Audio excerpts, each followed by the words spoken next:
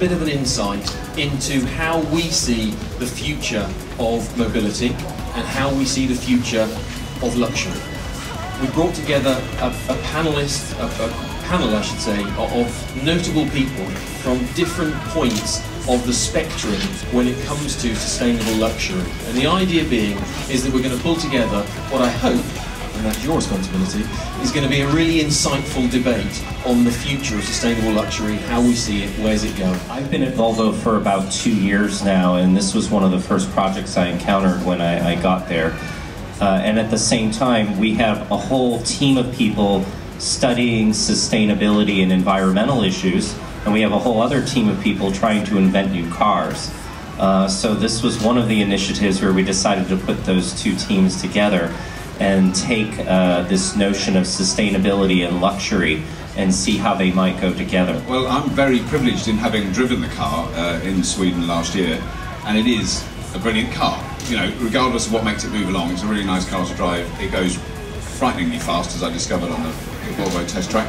But I really love the concept of it, because quite simply being, as I was introduced as an advocate and a proponent of electric vehicles, it's this type of car, and particularly this car, that will encourage people to think about it, because there is no compromise in driving this car. It's exactly the same as driving a car that burns a lot of petrol, that the editors of the magazine that's right behind us would thoroughly approve of. You know, I mean, it goes fast, it's powerful, it shifts along the road very quickly, but it doesn't have to use fossil fuel. It can run purely on electric, and once people start to get used to that concept, the concept of plugging a car in overnight, getting in it in the morning, it's always full, driving it will encourage people to start to think about what that means. And I think that's why these vehicles are so important, and Volvo have done a fabulous job on it. The amount of effort that Volvo put in to reusing materials, to finding new materials that are more sustainable, in manufacturing the car, of reusing existing materials that we've already dug out of the ground and reusing them again, is very good. I mean, it sets a really good example in motor manufacturing. So the first question that I'd like to put to the panel is just how easy it is to incorporate sustainability in our day-to-day lives, because that's quite a challenge. I find that a challenge. Joe, go on, hit me with that one. Use that. Okay. Well, I mean, sorry. I've been living a sustainable organic life for like nearly 20 years now, so I find it quite easy. There you go, you've answered that. Who finds it really difficult?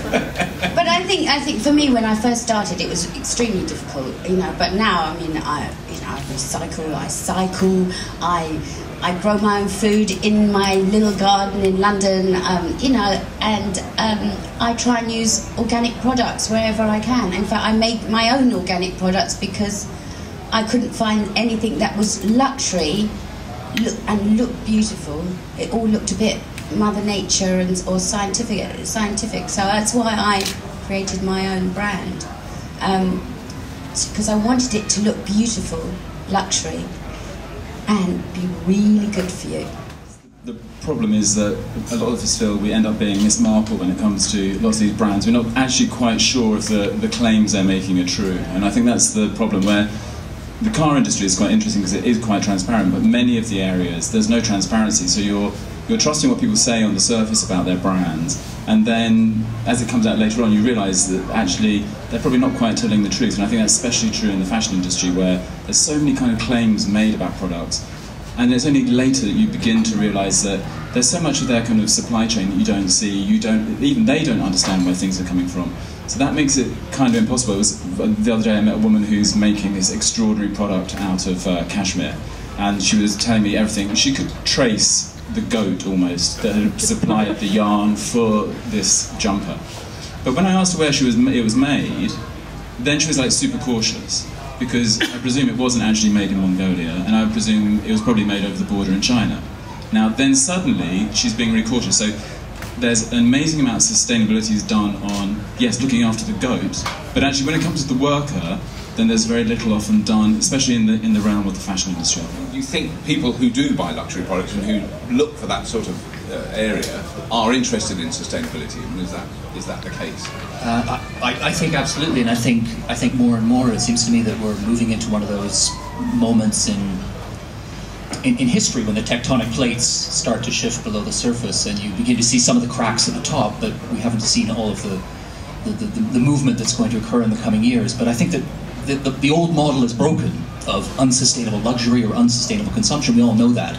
We've just come through the most horrific, financial crisis. The planet clearly cannot sustain, 7, 8, 9 billion people living like, overfed, overindulged Americans in the middle class.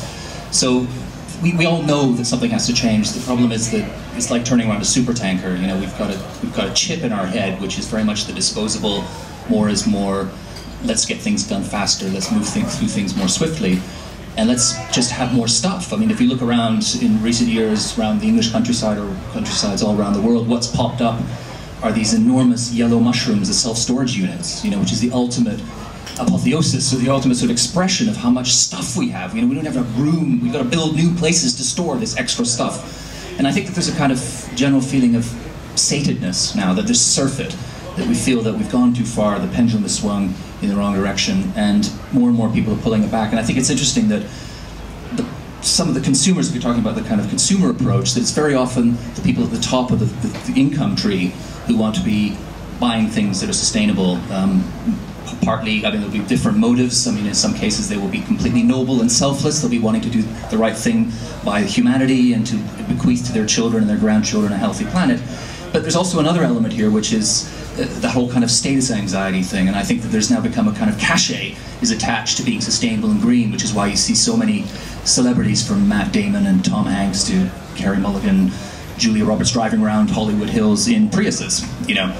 So I think that that's whether people are coming to that luxury from a selfless point of view or one where they want to show off a little bit. I think both are pushing us in the right direction, but we do have a long way to go, I think. Yeah, what a gimmick.